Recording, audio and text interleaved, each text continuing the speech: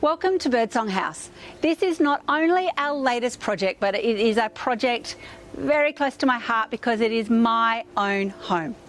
And I know I've said it before, but this is my forever home.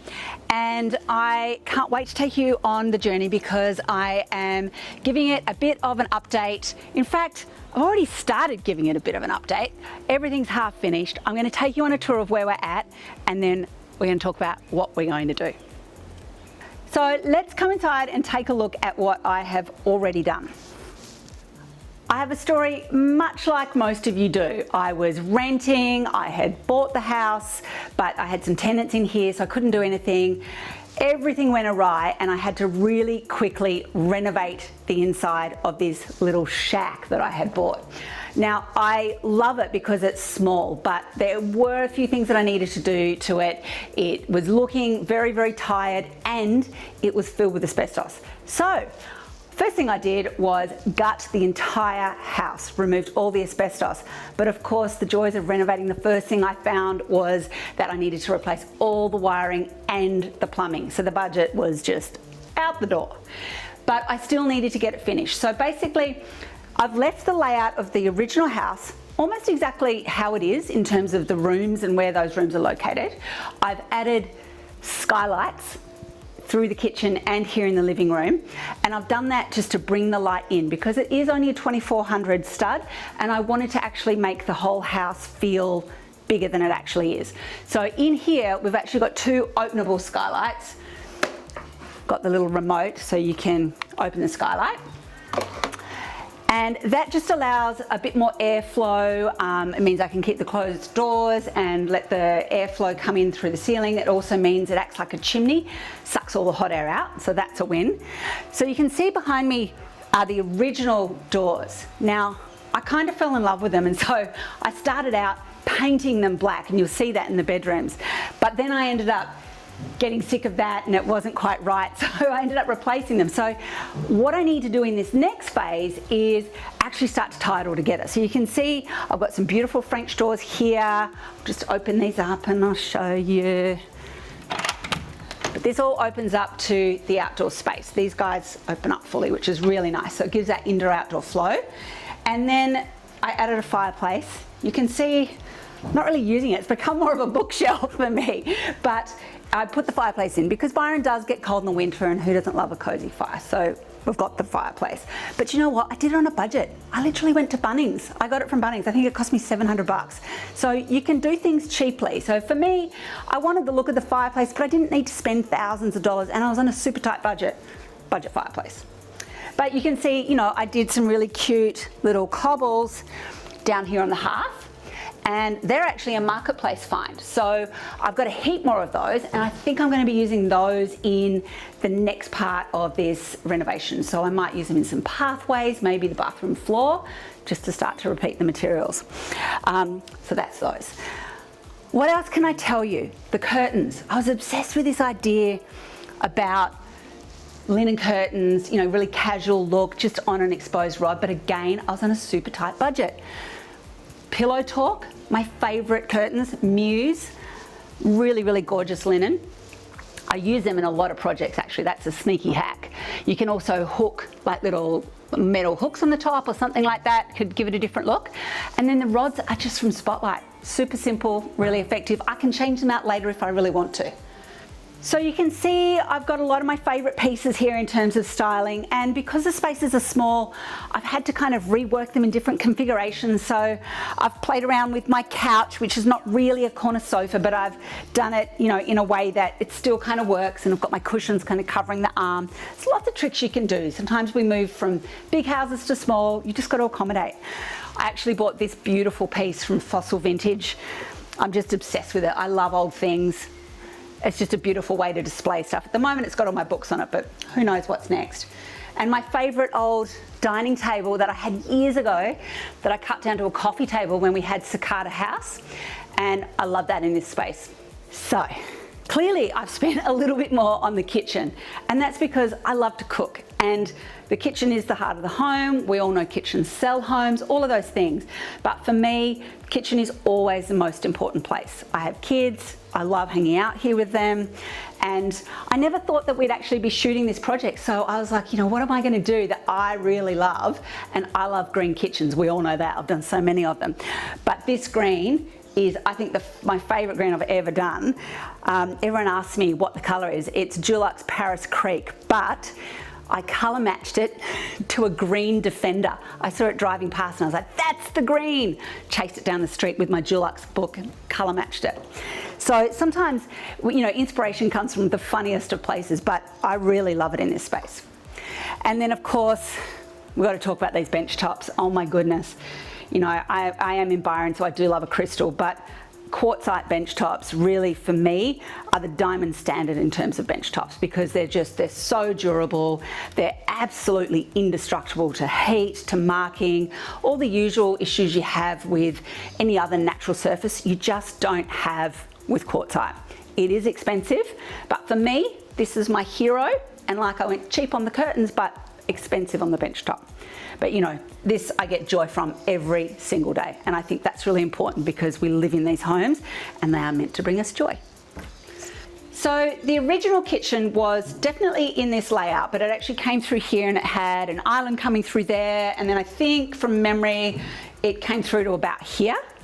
Yeah, so there's a bit of a flow through there. So one of the things that I actually had to do, and my whole plan was around this, was I love my dining table.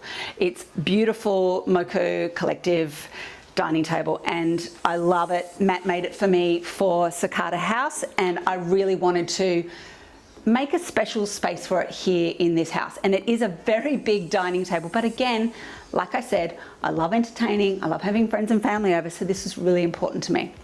So you can see I built in big bench seat.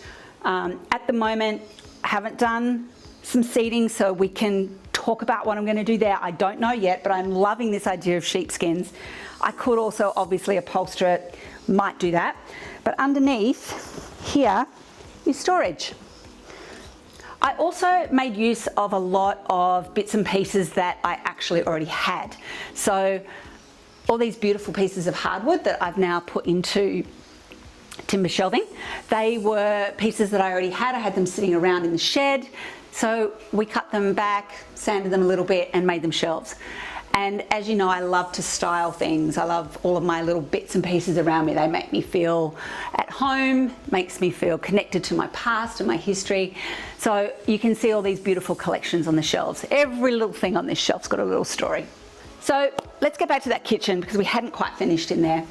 I just want to tell you a little bit about what I've done here. We'll definitely reveal all of this in the end, but it's good to see what I've actually done. So obviously skylights for light, which is what we needed. You can see I replaced the floors underfoot. We've got these beautiful white oak boards. They're engineered flooring. I absolutely love them. I love the color. And then in the kitchen, apart from the Hero Green, I think Society Inc. was closing down just before I was doing this, and so I bought these beautiful handles that I've always loved from Sabella Court's collection. So they're here, just a rope handle. It's just a really quirky little detail, and again, I was building this for me, and I am building this for me. This is my home. So on the cooktop, I've actually gone for an induction with a built-in downdraft. Now the reason why I did that is that gas is actually not on town supply here, so you have to order in the bottles here in Byron. And I really wanted to be off the grid, and I'm about to put solar on the roof, so I thought I really want electric cooktop. So I've gone for induction with this downdraft cooktop because, again, low ceilings, and we had this beautiful window here, so there was no room to put in a big range hood. Yes, there's air conditioning right in the middle of it, but that's where the AC was, and I'm on a budget, so I'm not going to move it, so I've left it there. Maybe I'll build a bulkhead around it or something like that. But I added these cute blinds online Roman blinds in this really gorgeous, what would you call that? A rattan. Anyway, I love it. I've done that on all the windows. So even behind the sheer curtains in the bedrooms, we've got these. And then I've got the big Fisher & Paykel oven. You know I love Fisher & Paykel. They're in all my appliances. And then it wouldn't be a kitchen for me if it didn't have an appliance cupboard. So this appliance cupboard is always open because this is really the hub of the home. It's got my kettle, my mixer, toasters, blenders, all those things, microwave, everything's here. This is the hub. Under here is actually my pantry. So these 3 drawers here are my pantry, fridge is right beside it, overflow, it's a bit of overflow up in the top cupboard, but this is the zone. And then this all pulls out. So if you're wanting to put a big tall mixer on here, you can do that. Just adds that little bit of extra functionality. And then if you really thought you were messy, you could close it away. But I'm not too messy. And then we've got our fridge, which is gorgeous, and the dishwasher. Everything else are all the things you'd find in a kitchen. This is a little cute detail that I can't wait to finish. These were original windows and I've decided to keep them, but like all things renovating, sometimes you decide to keep a feature and it actually takes you so long to fix them and it costs you so much money, and this is one of those things, but I'm going to stick at it because hey, we're halfway down the path. But you can see all this beautiful aged brass hardware and all the gorgeous aged brass tapware. This is from Fawcett Stroman, who's one of my favourite tap brands. And so this all actually opens up to that outdoor area. Should we have a look at the outdoor area while we're here? We'll take a quick sneaky peek. This is my outdoor zone. I'm pretty lucky. Could have cleaned up the yard, couldn't I? Gosh, it's a bit of a mess. But the in-ground pool, this was all already here. I've actually just replaced the deck, which you can't see super well today because it's been raining, but I promise the finished video will be beautiful. So this is our outdoor zone, and I'm going to finish the pool with a Luxor pool paint. That'll just allow us to refresh the pool, give it a lift. Probably do some Luxor pool paving paint around the outside, maybe on those bricks to freshen that up. But I just did a little bit of work over the summer where we put the pebbles in and a few pavers and we replaced the deck. So it's been a really, really nice spot to be. All right, while we're here, let's go to the laundry. Only 5 seconds in the laundry because it is messy. So it already had an outdoor laundry and I didn't want to reconfigure and try and pull it inside. The intent of the renovation was really just to keep things where they were. So I've just refreshed this. This had it was terrible laundry. It had a toilet in the corner, it wasn't functional at all. So I've done things like all your beautiful joinery here. Obviously you've got your little bench with your sink, your appliances. It's my food dehydrator. But all of this is kind of mostly finished. I've got another piece that's got to go in there, so that side's got to be finished. I've added this George & Willie rack, so that's a drying rack, and then I've got the Vendline drying racks on the inside of the laundry as well. So let's go back out. You can see at the moment the other Vendline racks are outside. I'm going to put that on the inside and then put a cupboard out here to store all my beach towels and pool towels. So that'll give me a bit more storage in there. So you can see one of my favourite things about this house, in fact the reason why I bought it and the reason why we're calling it Birdsong House, is these trees and this borrowed landscape at the back of the property. It's actually a fire trail back there, but you get all of that beautiful national park behind. And if you listen, maybe you can hear some birds, but literally that's what I hear all day long. So the bird song is what this house is all about for me. I absolutely love it. So one thing that I did change in here was I extended this wall out so that I could create a separate dining and living area. See my little wall lights, which I made? That was really fun. No art on the wall yet, no colour on the wall, no wallpaper on the wall. There's a lot to do from a styling perspective. I'm going to add that last little punch. Can't wait to do that. Oh, Kitty's room, very messy. We'll close that door. So let's just have a quick look in the bathroom. It's not the tidiest, but it's also not finished. So let's talk about what I've done. This was, oh gosh, I think the tiles were blue. It was a pretty old, dingy bathroom. So what I've done, so that I didn't have to completely renovate the whole bathroom, was I actually went over the top of the existing tiles with micro cement. Now obviously we waterproofed underneath the micro cement, so we put down the webbing, waterproofing, then the micro cement, and that gave us a really just super clean base, and I love this sandy colour that we used. I brought in a new bath, freestanding bath, and which I'm actually changing out because I found one that I really love, but that's in the next phase. And then, you know, I love to use old furniture for vanities. So I found this beauty, and I found these gorgeous tiles on Marketplace, and I found the basin on Marketplace. The basin's not holding up too well. It's a concrete basin. I think the sealer wasn't good, so I'm gonna have to replace that out, but we'll worry about that in the next phase. And then one of the things that I really loved in this bathroom is this bamboo sheeting that's on the wall. So I was obsessed. I really wanted to keep it, and I found it at House of Bamboo. So I'm going to actually do the next bathroom in the same walling. So I'm excited about that. But you can see all the beading's got to go back on. You know, we've got to patch and do all those things. Everything needs a bit of a tidy up. I have put the feature David Trivage pendant light in, and I'm going to do one of those in the other bathroom as well. So I think it's going to be really cute. One thing as we're walking through this space that I think is really important to point out was, again, because it's just got the standard 2400 stud, I really wanted to give the feeling of space. All of the door heights were at a 2040, which is pretty normal for a 2400 stud, but I've taken the doors up to the ceiling. So these are a 2380, I think, door, and they're the beautiful Moda oak door, which is a Corinthian door. So if we come through to the end, we don't need to go to the bathroom or the toilet, WC, whatever you want to call it. It's pretty boring right now. I think I'm going to add some paint in there. It's just a toilet. But if we come in here, this is our little TV room. I don't like a TV in the main living area, so it is wired. So I have put the wiring in there in case I change my mind, so I don't have to rip the wall open again. But for now, this is our TV room, and this is also where my son plays. He has sleepovers. We've got a great fold-out couch. It's a cute little room, but it was also a dark little room. So I put a skylight in here, and it's got one of the blinds, the Velux skylights with the blind, and that means when there's sleepovers, he can close that up. But you'll also see, again, those beautiful blinds, and then I put doors on both of these front rooms. They were windows, but I kind of wanted the house to feel a bit more accessible because the front yard is really cute.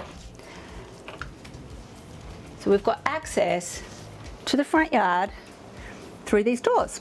Again, a little messy, I do apologise. And there's lots to finish out here. Obviously, I've got to finish the exterior of the house. We've got some paved steps to do. I've already poured the concrete. Everything's half done. Needs to be finished painting, all those things. Let's have a quick look in what is my master bedroom. So this is a work in progress for sure. So this is my master bedroom. It's all a bit, you know, half done. You can see those original windows that I was telling you about. They're really cute. I think they're really cute, but they were bronze in this sort of bronze aluminium, and I just felt like it looked cheap, so I've painted them black. I've managed to somehow break my blind, so I need to get a replacement for that. But you can see it's the same linen blinds everywhere in this little space, and this is also where I work. I'm going to need an office, so that's in the next phase as well. So this is my little office. I've got some little artworks for inspiration. And you can see here with the robes, I've actually just reused all the curtains and the rails in front of my robes. So that's for two reasons. Number one, it was budget. I didn't have the money at the time to do full joinery. So all I did was IKEA internals, which are actually fantastic, and then I put the curtains in front of it. But it also is great in a small room like this because you can see there's probably about 600-700 here between the bed. So if I was to put doors on here, it might actually block this as a thoroughfare. So for the moment, I've kept it as beautiful curtains. We may change that later. I've already put some wall lights on here, but originally I was thinking that this was going to be my son's room and that we were going to do a massive extension and my master would be over there. So I might change those because I need to tell you about what we're doing next.